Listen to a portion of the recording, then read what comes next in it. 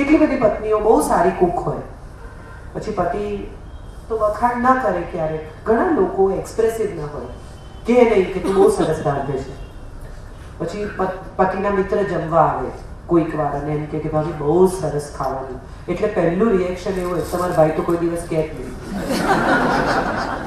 પેલા વખાણ કર્યા એને થેન્ક યુ કહેવાનું ને વાત પતી જાય. આને વચ્ચે ઘસડવાનું કોઈ કારણ જ નહોતું. વાત શું હતી ને આપણે પહોંચ્યા ક્યાં.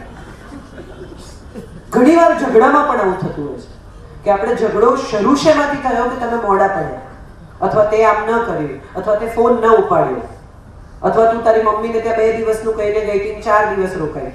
ઝઘડાનો મુદ્દો શું છે તો કે આટલો જ મુદ્દો છે કે તું 2 દિવસનું કહીને 4 દિવસ રોકાઈ, અથવા તમે 8 વાગે કહ્યું તું તમે 9 વાગે આવ્યા. પણ ઝઘડો પહોંચે ક્યાં કે તમારા મમ્મી જયારે શરૂઆતમાં અહીંયા આવતા હતા ને આપણે ઘેર, ક્યાં હતા આપણે ને ક્યાં પહોંચ્યા. આ બધું સંઘરી રાખેલું છે. આ બધી એવી બાબતો છે કે જે આપણે આપણી અંદર ભરી રાખી છે. જ્યારે જ્યારે ઝઘડો થાય ત્યારે પત્તા ચીપીને 52 ગોઠવવા જરૂરી નથી. પાનાની ગેમમાં પણ એવું હોય છે કે 13 વહેંચીને બાકીના મૂકી દેવાના, રમવા પૂરતા જ હાથમાં રાખવાના. એ આપણે તો નથી કરતા. એમાંય આપણે તો 52 બધા ચીપવાના. હમણાં અત્યારે જ સોર્ટ આઉટ કરો. હવે મમ્મી આવતા હતા ત્યારે જે કહેતા હતા ત્યાં જઈને તો સફાઈ થવાની જ નથી. તમે આજથી 10 વર્ષ પહેલા આમાં આમ થયું ત્યારે આમાં આમ થયું ત્યારે આમાં આમ થયેલું, એને બચારાને યાદ ન હોય ઘણી વાર કે આવું થયું હતું, અથવા પત્નીને યાદ ન હોય કે મેં આમ કહે હે એવું થયું હતું મને. એ તો પોતાની જાતને પૂછે કેમ હું એવું બોલી હતી, મને તો યાદ બી નથી. જે પરિસ્થિતિમાં પાછા જઈને એ પરિસ્થિતિ બદલી શકાય એમ નથી.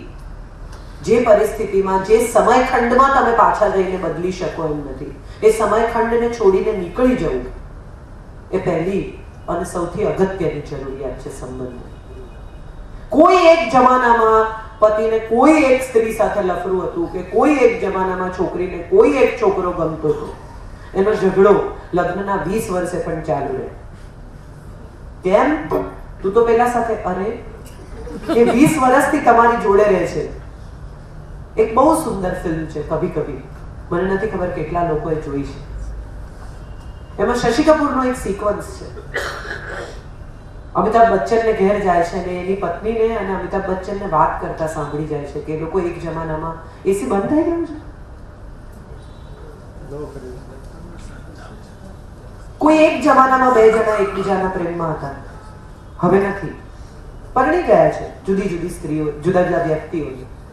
અને ત્યારે બહુ સુંદર વાત શશી કपूर કહે છે કે એક औरत 20 साल तक ऐसे बरसती है जैसे बंजर जमीन पर बारिश, तुम्हारे बच्चों की माँ बनती है और उसके बाद आप ये सोचते हैं कि वो फला वक्त में किसी से मिली थी या नहीं, उसे चाहा था या नहीं. મને લાગે છે કે આ વાત આપણે બધાએ સમજવાની વાત છે. વ્યક્તિ તરીકે આપણે બધા જ નબળા છીએ. વ્યક્તિ તરીકે આપણે બધા જ ક્યાંક ને ક્યાંક કોઈક ને કોઈક લાલચને સકમ થઈ જઈએ છીએ. ક્યાંક ને ક્યાંક કોઈક ને કોઈક આકર્ષણ સામે આપણે ઘૂંટણિયા ટેકવી દઈએ છીએ. એ ફૂડ હોય, પ્રેમ હોય, સ્ત્રી હોય, કરપ્શન હોય. જો એમ ન કરીએ તો આપણે માણસ જ નથી. આપણી અંદર આ નાનકડી નબળાઈ જ આપણને માણસ બનાવે છે. કેટલી સરસ વાત છે ગીતાના શ્લોકમાં કે ધર્મક્ષેત્ર એવા કુરુક્ષેત્રમાં મારા અને પાંડવ. આ મારા અને પાંડવ છે માટે જ યુદ્ધ છે. આપણા બાળકો શું કરે છે એમ જો એ પૂછે તો આ યુદ્ધ જ નથી. યુદ્ધનું કારણ જ એ છે કે મારા અને પાંડવ ત્યાં શું કરે છે એ મને કહે. ધેટ ઇટસેલ્ફ મીન્સ કે આ બે છૂટા પડ્યા ત્યાંથી જ યુદ્ધ થયું છે. બહુ શાંતિથી મહાભારત વિશે વિચારીએ તો સમજાય કે જે જમીન પાંડવો માંગે છે એ જમીનના તો એ માલિક જ થઈ શકે એમ નથી, કારણ કે એમાંના કોઈ પાંડુ પુત્રો જ નથી. એ બધા કુંતી અને માદ્રી પુત્રો છે. આ એક વાયુપુત્ર છે, એક ઇન્દ્રનો દીકરો છે, એક ધર્મરાજનો દીકરો છે, 2 અશ્વિની કુમારોના દીકરા છે. કમસે કમ ધૃતરાષ્ટ્રના દીકરાઓની તો બ્લડ લાઈન છે. આ તો બ્લડ લાઈન જ નથી. તો ધર્મ ક્યાં છે? તો કયા ધર્મ ધર્મની સંસ્થાપના છે. ધર્મની સંસ્થાપના એ છે કે ગાદીને યોગ્ય રાજા મળવો જોઈએ. કોણ લાયક છે અને કોણ ગેરલાયક છે એ ઠેરવનારા આપણે કોણ? એ ઠેરવનાર તો પ્રજા છે. જે પ્રજા સુયોધનને દુર્યોધન કહેતી થઈ ગઈ એ પ્રજા ક્યારેય એને રાજા તરીકે નહીં સ્વીકારે. એ બહુ અગત્યનું છે. એનું નામ તો સુયોધન છે. એને પ્રજા દુર્યોધન કહેતી થઈ ગઈ છે. ધેટ ઇટસેલ્ફ મીન્સ કે એને રાજા તરીકે નહીં સ્વીકારે. અને જો પ્રજા એને રાજા તરીકે નહીં સ્વીકારે તો એને ગાદી પર બેસવાનો કોઈ અધિકાર નથી. I think that's very important as people for us. કે આપણે એકબીજાને નહીં સ્વીકારીએ તો બાકીના લોકો આપણને આદર્શ ગણે કે ન કરે એનાથી ફેર શું પડે? ઘરે આવતી વખતે જો ગાડીમાં પતિ પત્ની એકબીજાની સાથે પ્રેમથી વાત ન કરી શકે તો પાર્ટીમાં એમણે ગમે એટલું સારું બિહેવ કર્યું એનો કોઈ અર્થ નથી. હું તો એમ માનું કે જે લોકો એકબીજાની સામેની ભૂલો, એકબીજાની સામેના વાંધા, એકબીજાની સામેના વિરોધ ખુલ્લા દિલે કહી નાખે ને એ ખાલી થઈ જાય. આપણે આજે ભરી રાખ્યું છે ને એ ટાઈમ એન્ડ અગેન ઉલટી સ્વરૂપે બહાર આવે છે. આપણે બહારગામ ઘણી બધી ગુજરાતી ગૃહિણીઓને તો આ ખબર જ હશે કે બહારગામ જતી વખતે બેગની ઉપર ચડીને ઝીપ બંધ કરવી પડે. એટલું બધું આપણે લઈ જવું પડે. ખાલી ગેસ કુકર નથી લઈ જતી અને હોટેલમાં ખાઈ લે છે એ ગુજરાતી ગૃહિણી ઉપર આપણે એટલા એહસાન નીચે દબાયેલા છીએ. એક કાકા કાકી બહારગામ જતા હતા એટલે એરપોર્ટ પહોંચ્યા એટલે કાકાએ કહ્યું કે બધું બરાબર લીધું છે ને? એટલે કાકીએ કહ્યું કે મેં એકચ્યુઅલી જો ફ્રીજ લઈ લીધું હોત ને તો બહુ સારું. એટલે કાકાએ કહ્યું કે કેમ ફ્રીજ? કે થોડો પ્રોબ્લેમ છે, ફ્રીજ વગર બહુ અઘરું પડશે. એટલે કાકાએ કહ્યું કે પણ ફ્રીજમાં શું એવું છે? કે ફ્રીજમાં નથી, ફ્રીજની ઉપર આપણા પાસપોર્ટ રહી ગયા છે.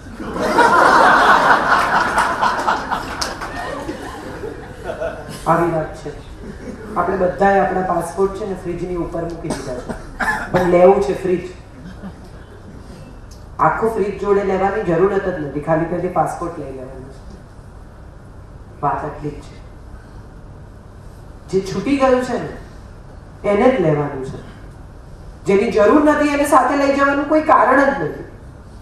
આપણે જે જરૂર નથી ને એ લઈ જઈએ છીએ ને જે છૂટી ગયું છે ને એનું બહાનું કાઢીએ છીએ. સ્નેહ તો બહુ સિમ્પલ વાત છે. ઘણા બધા આ વાતો વારંવાર કરું છું અને મને બહુ મજા આવે છે આ વાત કહેવાની, કારણ કે હું ક્યાંક આવું કરતી હોઈશ. પણ 5, 5:30 થાય ને એટલે પત્નીનો ફોન આવે ઓફિસમાં, શું બનાવું?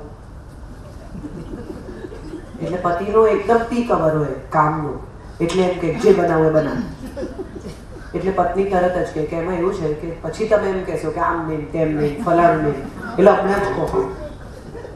એટલે પછી પતિ કોઈ પણ એક જવાબ આપવા માટે એમ કે સારું પાઉંભાજી બનાવો. એટલે પત્ની કે અત્યારે શાક લેવા કોણ?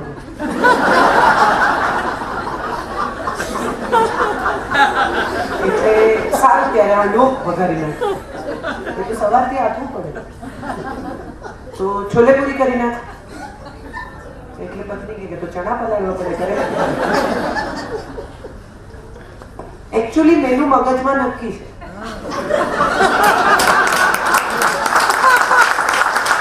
ખાલી ત્યાં લઈ જવા પૂરતી જ વાત છે. આપણે અંડરબ્રિજ થી કાલાવાડ જવું છે કે આમ છે, આટલું જ નક્કી કરવાનું છે. મુદ્દો એ છે કે જે ફોનથી બહુ ઇરિટેશન થાય છે, જે ફોન પર બહુ મગજ જાય છે, જે પત્ની કામ સોંપે ત્યારે ગુસ્સો આવે છે, જે પત્ની અરીસા પર ચાંદા ચોંટાડે ત્યારે મગજ જાય છે, જે પત્ની બાથરૂમમાં બહુ જ સમય વિતાવે છે ત્યારે ગુસ્સો આવે છે, જે પત્ની ફરિયાદો કરે છે એ નથી ગમતી. પણ ખાલી એક ક્ષણ માટે વિચારો કે નહીં હોય તો શું હશે? આ ઝઘડા નહીં હોય, અગ્રીડ. આ ફરિયાદો નહીં હોય, અગ્રીડ. આ ક્રોધ નહીં હોય, અગ્રીડ. પણ પછી કશું બીજું પણ નહીં હોય. એક કાળજીનો ફોન પણ નહીં હોય કે તમે જમ્યા કે નહીં. એક માણસ જ્યારે મોબાઈલ નંબર બની જાય ને ત્યારે અફસોસ કરવો અને મોબાઈલ નંબર ડિલીટ કરતી વખતે આંખોમાંથી પાણી ટપકે ને એને બદલે જીવે છે ને ત્યાં સુધી એ મોબાઈલ નંબરનો થાય એટલો ઉપયોગ કરી લેવો. આવું હું માનું છું અને આવું હું જીવી છું. કેટલાય લોકોના મોબાઈલ નંબર મેં ડિલીટ નથી કર્યા. સુરેશ દલાલનો નહીં, ચંદ્રકાંત બક્ષીનો નહીં, રમેશ પારેખનો નહીં. તો મજા એવી આવી કે મારો ફોન જ ખોવાઈ ગયો અને બધા નંબર ડિલીટ થઈ ગયા, જેટલા કામના હતા એ ગયા જોડે. કઈક વાર આવું થાય કે આપણે એટલું બધું સંઘરી રાખીએ, એટલું બધું પોતાનું કરીને રાખીએ કે જાય ત્યારે બધું જાય. એને બદલે અગત્યનું એ છે કે જે નકામું હોય એને ડિલીટ કરતા જઈએ તો ક્યારેય સંબંધ હેંગ નહીં થાય. એટલા બધા ફોલ્ડર બનાવીને રાખ્યા છે ને એટલા બધા ફોલ્ડર ખોલીને રાખ્યા છે કે એક દિવસ એવો આવશે કે આ ખોલેલા ફોલ્ડર, આ બધો જેટલા ટેબ કામ વગરના ખોલીને રાખ્યા છે ને એ બધા આપણી સિસ્ટમને હેંગ કરી દેશે. એને બદલે જે કામના નથી ને એ બધા પર ચોકડી મારીને બંધ કરી દઈએ તો જેટલા કામના ફોલ્ડર છે ને એ બધા ટાઈમસર આપણને જવાબ આપશે. એવી જ રીતે સામે પક્ષે કેટલી બધી પત્નીઓ કમ્પ્લેન્સ કરે, તમે આમ છો, તમે તેમ છો. કેટલી બધી પત્નીઓ બહુ સ્વાભાવિક રીતે વાતમાં એમ કે તમે તમારી જિંદગી બરબાદ કરી દીધી. ત્યારે એ જે ક્ષણે બોલે ને એ જ ક્ષણે એને પૂછવાનું કે છૂટાછેડા જોઈએ છે. અને ત્રીજો માણસ જો આ સવાલ પૂછે ને તો તરત જ એમ કે એવું નહીં, આ તો કહું છું. પણ તો કહો છો શું કામ? If you don't mean it, then don't say it. If you love, then say you love. Don't say you hate. આપણો પ્રોબ્લેમ એ છે કે આપણે જે ફીલ કરીએ છીએ ને એ નથી કહેતા અને જે મીન નથી કરતા ને એ જ કયા કરીએ છીએ. કેટલા લોકો સવારે ભગવાન પાસે જઈને હાથ જોડીને એમ કહે છે કે તે જે આપ્યું છે ને એ માટે તારો આભાર, જે નથી આપ્યું એ હું મેળવવાનો પ્રયત્ન કરીશ. ગીતાંજલિ એણે કહ્યું એમાં એક બહુ સુંદર પ્રાર્થના છે. હું માનું છું જિંદગીની ઉત્તમ પ્રાર્થના આટલી જ છે કે હું જે લાયક છું ને જેને એ મને આપજે અને હું જે માગું ને એને મને લાયક બનાવજે. આ બે વાત જો આપણે ઈશ્વરને કહી શકીએ ને તો હું માનું છું કે બાકીના બધા પ્રોબ્લેમ સોર્ટ આઉટ છે. હું પ્રાઇમ મિનિસ્ટર થવાને માટે માગું તો મને પ્રાઇમ મિનિસ્ટર થવાને લાયક બનાવજે, પછી આપજો. થઈ ગયું. એનાથી વધારે કશું છે જ નહીં. અને હું લાયક ના બનું તો મને નથી મળવાનું, એ નક્કી જ છે. આપણા સંબંધો ક્યાંક એવા ગૂંચવાયા છે કે એને ઉકેલવા માટે જ્યાંથી ખોલવાનું છે ને એને બદલે આપણે કોઈ બીજા જ સિરા ખેંચ્યા કરીએ છીએ અને ખેંચ કરવામાં ગાંઠ વધતી જાય છે. શાંત ચિત્તે નિરાંતે વિચારો કે ક્યાંથી દાખલો ખોટો પડે. બસ એ જ જગ્યાએ જઈને જો એ દાખલાને કરેક્ટ કરશો ને તાળો મળી જશે, બહુ વાંધો નહીં. જે વાત કરવી હતી એ આ છે, જે મુદ્દો હતો એ આ છે. એથી આગળ કંઈ આપણે વાત કરવી હોય તો તમે મને પૂછી શકો છો, હું તમને જવાબ આપી શકું છું. પણ વાત મારે જે કહેવી છે ને એટલી જ છે કે માણસની સાથેના સંબંધથી વધુ અને માણસની સાથેના સંબંધથી ઓછું આ જગતમાં કંઈ છે જ નહીં.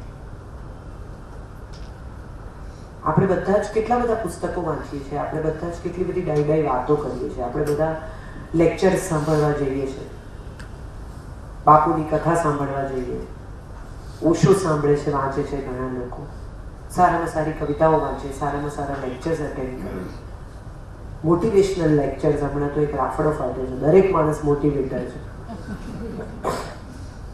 ફેસબુક એક એવી બાબત છે કે જેના ઉપર દરેક માણસ લેખક થઈ ગયો છે.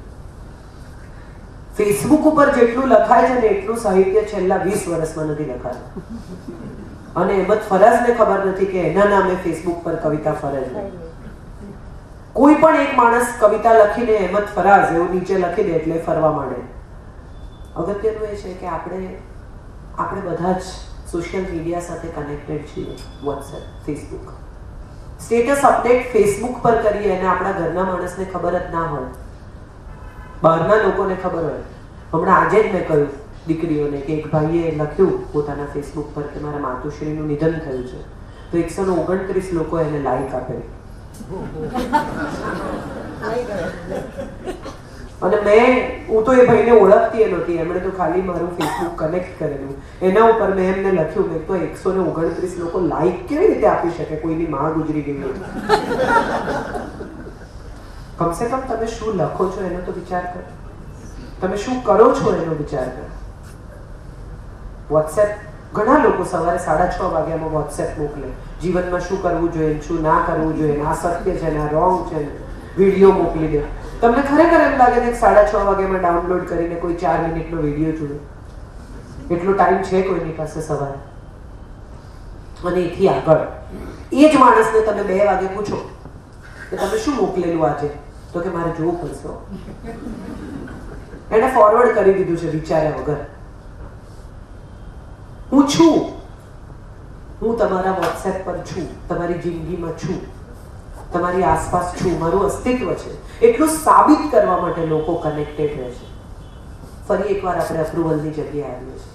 ન સાબિત કરો, તમે હશો તો તમારી નોટિસ લેવાશે જ. તમે છો તો એ માણસને ખબર જ છે કે તમે છો. તમે એને ચાહો છો તો એને ખ્યાલ આવશે જ કે તમે એને ચાહો છો. ગમે તેટલું કરવા છતાંય આપણો અણગમો જેમ આપણે છુપાવી શકતા નથી, એમ ગમે એટલું કરવા છતાં આપણો પ્રેમ પણ. અગત્યનું એ છે કે આપણે પ્રેમ છુપાવીએ છીએ અને અણગમો દેખાડીએ છીએ. કૃષ્ણ ભક્તો જેટલા છે એ બધાને હું ઘણીવાર કહું છું કે સુદર્શન ચક્ર ભગવાન બધાને એમ નહોતા કહેતા કે કાઢું કાઢું. એને ખબર હતી. ગીતા સાથે ફરી એકવાર કનેક્ટ કરીએ તો એમણે આ બધો તાયફો કરવાની જરૂરત જ નથી. ખાલી એકવાર સુદર્શન ચક્ર ફેરવી હોત ને તો આ બધાના ડોકા ઉતરીને એમના ખોળામાં આવી ગયા હોત. પણ જે જેમ થાય તેમ થાય. જેનું યુદ્ધ છે તે જ લડે, એ બહુ અગત્યનું છે. મારું એક પુસ્તક છે યોગ વિયોગ. એમાં એક દીકરો છે જે એના પિતાને ધિક્કારે છે અને એ એની મા વતી ઝઘડવા જાય છે. ત્યારે વસુમાં અમારું કેરેક્ટર છે એ કહે છે કે 1 મિનિટ, તારી લડાઈ તું લડી લે, મારી હું લડીશ. મારા વતી લડવાની જરૂર નથી. તારા પિતા છે, તારે એને રિસ્પેક્ટ કરવો જોઈએ. જો કોઈ વિરોધ હોય, જો કોઈ યુદ્ધ હોય તો એ મારું છે, તારું નથી. Don't talk to him like that. આવું કેટલી માં પોતાના સંતાનને કહે છે. ઉલટાનું આપણે તો આપણા સંતાનને શસ્ત્ર બનાવીએ છીએ એકબીજાની સામે તાકવા માટે. ડેડીઝ ફ્રોમ ડિઝનીલેન્ડ અને માને અમુક ઉંમરે ખબર પડે કે અરે આ તો બાપના થઈ ગયા બે, એટલે માં એને વસ્તુ આપવા માંડે.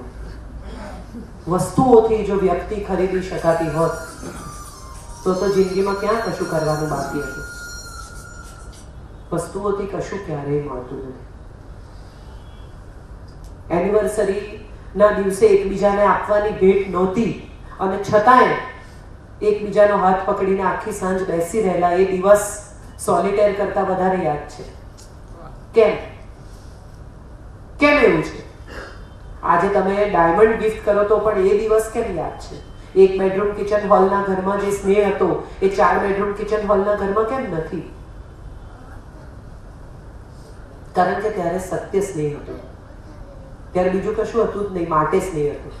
હવે આપણે સ્નેહને વસ્તુથી રિપ્લેસ કરી દીધું છે. ના કરો, આવી મારી સલાહ છે. કારણ કે સ્નેહનું મૂલ્ય છે અને વસ્તુની કિંમત છે. અને જેનું મૂલ્ય છે એની ક્યારેય કિંમત નહીં થાય, અને જેની કિંમત આપીને ખરીદી શકાય છે એનું ક્યારેય મૂલ્ય નહીં થઈ શકે. આપણે બધા જ એક એવા એરામાં આવી ગયા છીએ, એવા સમયમાં દાખલ થઈ ગયા છીએ કે જ્યાં વસ્તુ જ વસ્તુ છે. સવારે ટીવી ચાલુ કરો ને તમે અને સાંજ સુધી જુઓ ને તો તમને સમજાશે કે એક સરખી જાહેરાતો, પાતળા થાવ, ગોરા થાવ, લાંબા થાવ, ટૂંકા થાવ, વાળ કાળા કરો, સુંદર દેખાવ, વજન ઉતારો, કમર પાતળી કરો, ચશ્મા સારા પહેરો, યંગ દેખાવ, એ સિવાય કશું વેચતા જ નથી એ લોકો. એનો અર્થ એમ થયો કે આખો સમાજ દેહને આધારિત સમાજ થઈ ગયો છે. શરીર સુંદર તો બધું સુંદર. મનની સુંદરતા વિશે તો વિચાર કરવાનો સમય જ છૂટી ગયો છે. અને ખરેખર જાડી થઈ ગયેલી, ધોળા વાળવાળી, ચશ્મા પહેરતી પત્ની વધુ વાલી એટલા માટે લાગે છે, અથવા વજન વધી ગયું હોય તેમ છતાં પતિ કેમ વધુ વહાલો લાગે છે? કારણ કે એનું કારણ એ છે કે હવે એને ઓળખ્યો છે, હવે એને જાણ્યા છે. અત્યાર સુધી તો એકબીજાનો વિરોધ કરવામાં જ સમય વીતી ગયો. જે ક્ષણે એને જાણ્યા એ ક્ષણે પ્રેમ થયો અને ત્યારે તો છૂટા પડવાનો સમય થયો. Let us know each other and let us love each other. બાકી દુનિયામાં કશું છે જ નહીં. ટેલિફોન ખોવાઈ જાય તો નવા નંબર મળી શકે છે, ફરીથી એકવારે બધા નંબર સ્ટોર થઈ શકે છે.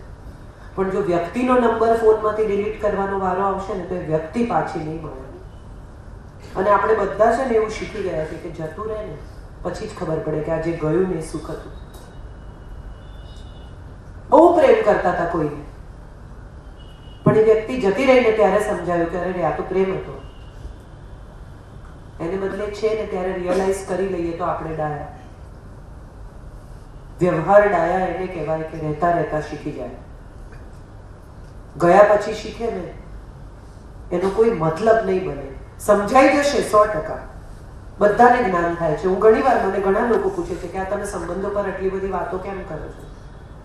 ત્યારે હું હંમેશા એક જ જવાબ આપું છું અને મને આ ખરેખર સાચું લાગે છે કે આવું જ છે કે મેં પણ બહુ બધું ખોયું છે. એટલે તમને એટલું ચોક્કસ કહી શકું કે અહીંયા ખાડા છે, નવા ખાડામાં પડજો.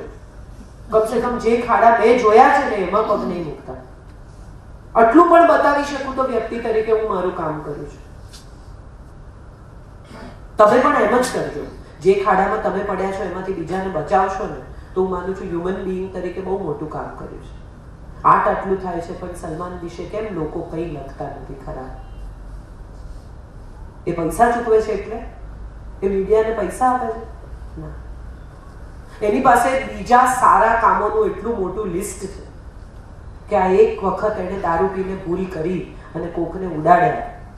એ ભૂલ એના સારા કામોથી ઢંકાઈ ગઈ છે અને એમાંથી એ શીખી ગયો છે. માટે એણે આ બીઈંગ હ્યુમન, માટે આ વૃદ્ધાશ્રમ, માટે આ બધું એણે શરૂ કર્યું છે. બહુ જ ઓછા લોકોને ખબર છે કે પોતાના લગભગ બધા પૈસા આ બીઈંગ હ્યુમન વૃદ્ધાશ્રમમાં આપી દે છે અને માટે એની ફિલ્મો ચાલે છે. કચરા જેવી ફિલ્મો પણ ચાલે છે. એનું કારણ એ છે કે એ ક્યાંક એની ગુડનેસ છે અને ક્યાંક પેલા વૃદ્ધાશ્રમના પૈસાની જરૂરિયાત છે, માટે લોકો જઈ જઈને એની ફિલ્મો જુએ છે.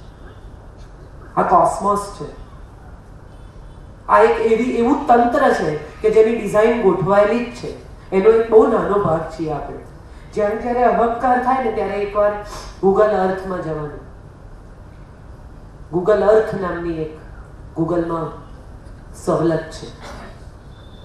એમાં દુનિયા જોવાની, દુનિયામાં આપણો ખંડ જોવાનો, ખંડમાં દેશ જોવાનો, દેશમાં સ્ટેટ જોવાનું, સ્ટેટમાં શહેર જોવાનું, ને શહેરમાંથી આપણા ઘર સુધી આવતા સુધી તો આપણે થાકી જઈશું.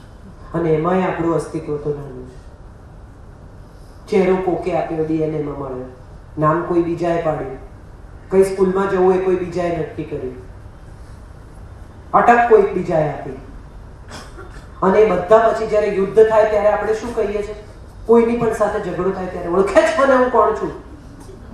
તું તો ઓળખ ભાઈ તારી જાતને, પછી આપણે બીજાને ઓળખાણ આપશું. 7 પેઢીના નામ તો બોલી નથી શકતો આખી. કેટલા બાળકોને એની 7 પેઢી યાદ છે? કેટલા બાળકોને એનું ગોત્ર ખબર છે? કેટલા બાળકોને એવી ખબર છે કે આપણા જેટલા મિનિસ્ટર છે એ કયા છે અને કયા ખાતા સંભાળે છે? બહુ અગત્યની છે આ બધી માહિતી અને બાબતો. અને હું માનું છું કે આપણે આપણા સંતાનોને એટલીસ્ટ એટલા અવેર તો કરવા જ જોઈએ કે લાઈફ સ્કિલ સાથે જોડાય. આજે જ મેં કહ્યું કે પોતાના બટન ટાંકી શકે, પોતાની ચા કરી શકે, પોતાની સેન્ડવિચ બનાવી શકે, પોતાની ખીચડી મૂકી શકે, એટલું તો દરેક માએ પોતાના દીકરાને ટ્રેન કરવો જ જોઈએ. બધી જ વાતમાં સ્ત્રી પર આધારિત હોય માટે એને લગ્ન કરવા પડે, એને બદલે સ્નેહથી, પ્રેમથી ચાહે છે માટે લગ્ન કરે, તો હું માનું છું એ લગ્ન સફળ થશે. જરૂરિયાત ઉપર આધારિત લગ્નો, સ્ત્રી કમાઈ નથી શકતી માટે લગ્ન કરે છે, પુરુષ પોતાનું કામ ઉપાડી નથી શકતો માટે લગ્ન કરે છે, એ જરૂરિયાત આધારિત લગ્ન છે, need base. When there is a love-based wedding, I think that society will survive. Amitabh Bachchan એક બહુ સરસ પીકુ નામની ફિલ્મ હમણાં આવી છે, એમાં એક લાઈન બોલે છે કે marriage without purpose is low IQ. વારે વારે કયા કરે છે, બહુ મોટી વાત છે actually. Marriage without purpose is actually low IQ. એક પર્પઝ હોવો જોઈએ લગ્નનો, અને પર્પઝ એ હોવો જોઈએ કે અમે એકબીજા વગર નહીં રહી શકીએ.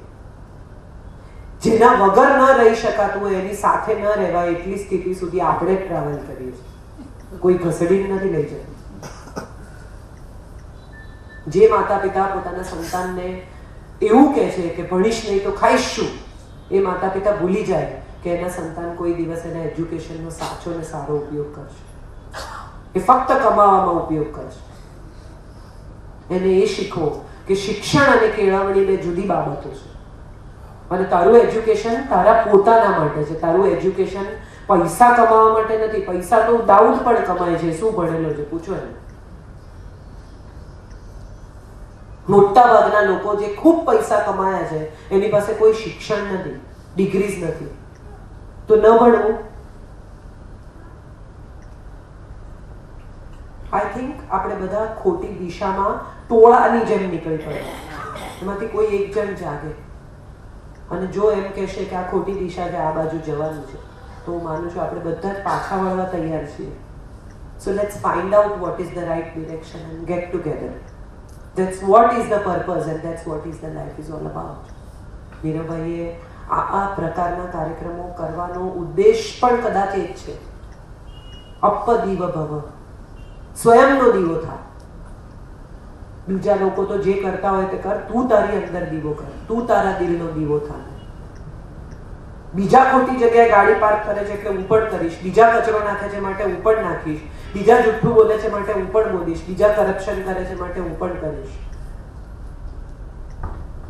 બીજા જે કરતા હોય તે કરે. કમસે કમ એક જો જાગીને એમ કહેશે ને કે હું નહીં કરું, એક માણસ એમ નક્કી કરશે કે હું કચરો નહીં નાખું, તો ઘણા બધા નહીં નાખે. હમણાં એક બહુ સરસ છેલ્લી વાત કરીને પૂરું કરું કે હમણાં એક બહુ સરસ પેઇન્ટિંગ કોમ્પિટિશન થઈ. 3,500 બાળકોએ ભાગ લીધો સ્વચ્છતા અભિયાન પર. અને એમાં સાવ જુનિયર કેટેગરી એટલે 6 વર્ષથી નીચેના બાળકો. એમાં એક દીકરીએ પેઇન્ટિંગ બનાવેલું, આખા પેપરમાં મોટું હૃદય અને હૃદયમાં ઝાડુ. 6 વર્ષની, 6 થી નાની હશે કદાચ. અને એને લખેલું ક્લીન યોર હાર્ટ.